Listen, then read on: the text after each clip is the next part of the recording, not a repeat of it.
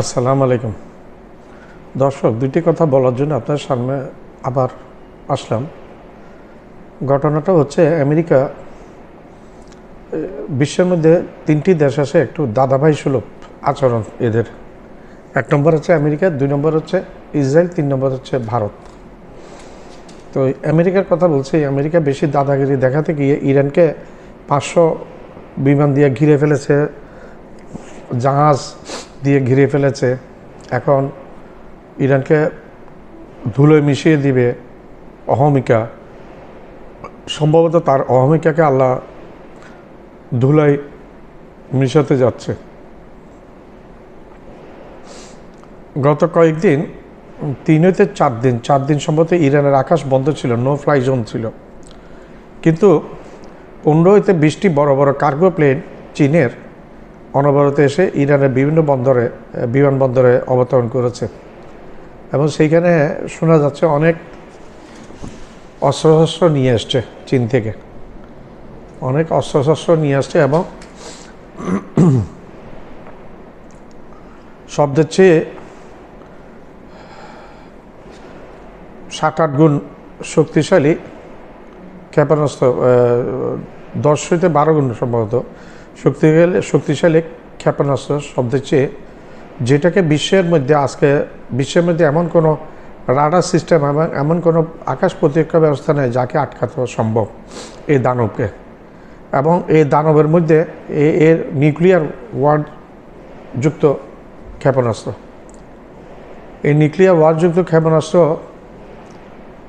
এগুলো মাথায় সম্ভবত 8 হইতে 12টি পারমাণবিক ওয়ারহেড, পারমাণবিক বোমা মুখে বহন করে অ্যাট এ টাইম। এগুলা যখন কোনো একটা দেশে আক্রমণ করে পড়ার আগে এগুলোর মধ্যে প্রোগ্রামিং করা থাকে কোনটা কোন শহরে পড়বে। অ্যাট এ টাইম এগুলো ওই শহরে গিয়ে বম্বার্ড করে পড়ে যায় এই ক্ষেপণাস্ত্রগুলো। এগুলো পারমাণবিক বোমা এবং এক একটা মিসাইলের যে ক্ষমতা সম্পন্ন ধ্বংসযোগ্যতা আছে সেটা হিরোশিমা নাগাসাকিতে যেগুলো পড়েছে তার থেকে 200 গুণ বেশি ক্ষমতা সম্পন্ন। তাহলে বুঝেন, এখানে যদি একটা ক্ষেপণাস্ত্র পড়লে একটা দেশের প্রায় অর্ধেক শেষ করে দিবে, কিচ্ছু থাকবে না ওইখানে। তো ইরানকে সব দিকে ঘিরে ফেলেছে। ব্রিটেনও ওইখানে যোগ দিয়েছে, আমেরিকার পালাকুত্তা ব্রিটেন ঘেউ করে ওইখানে যোগ দিয়েছে। ইসরায়েল আছে, কিন্তু ইরান যখন এই পারমাণবিক মিসাইল যখন সাপ্লাই করেছে বলে শোনা যাচ্ছে বিভিন্ন গোয়েন্দা রিপোর্টে,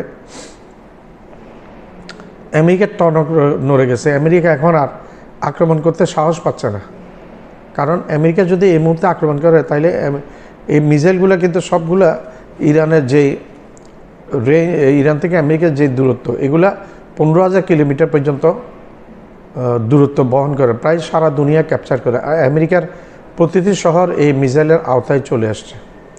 ইরান এগুলি ডেপ্লয় করেছে, অলরেডি মোতায়েন করেছে বলে শোনা যাচ্ছে। এই সমস্ত কিছু বিবেচনা করে এখন ভয় পেয়ে গেছে আমেরিকা, তার মিত্র ইসরায়েল এবং ব্রিটেন।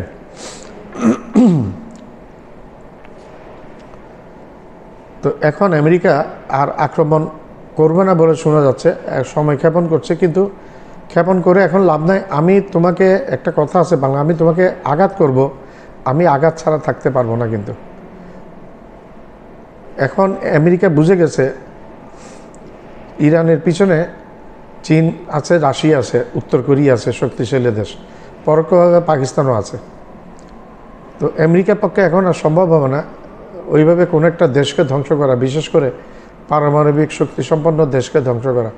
ইরান অলরেডি কিছু নিউক্লিয়ার টেস্ট করেছে, যার কারণে এই কয়েকদিন পরপর অনেকগুলো ভূমিকম্প হয়েছে, যেগুলো আলামত অ্যানালাইসিস করলে, নিরীক্ষণ করলে বোঝা যায় পারমাণবিক বোমা যদি ভূগর্ভস্থ পারমাণবিক বোমা টেস্ট করে বিস্ফোরণ ঘটায় তাহলে এই মাত্রা ভূমিকম্প হয় এবং ভূমিতে এই ধরনের ভূমিকম্প হয়।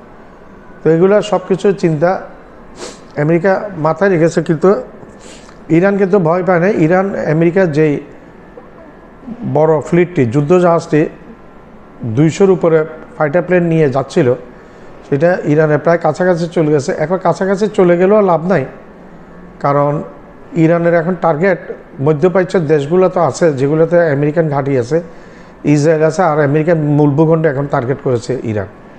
যার কারণে লং রেঞ্জ মিসাইল ইরান নিজেও বানিয়েছে এবং জোগাড়ও করেছে। আমার চ্যানেলটা লাইক করবেন, শেয়ার করবেন, সাবস্ক্রাইব করবেন, বেল আইকনটা প্রেস করবেন, সাবস্ক্রাইব করতে ভুলবেন। আবার বলছি, আমার চ্যানেলটা লাইক করবেন, শেয়ার করবেন, সাবস্ক্রাইব করবেন, বেল আইকনটা প্রেস করবেন, সাবস্ক্রাইব করবেন, সাবস্ক্রাইব করবেন, সাবস্ক্রাইব করবেন, সাবস্ক্রাইব করতে ভুলবেন না।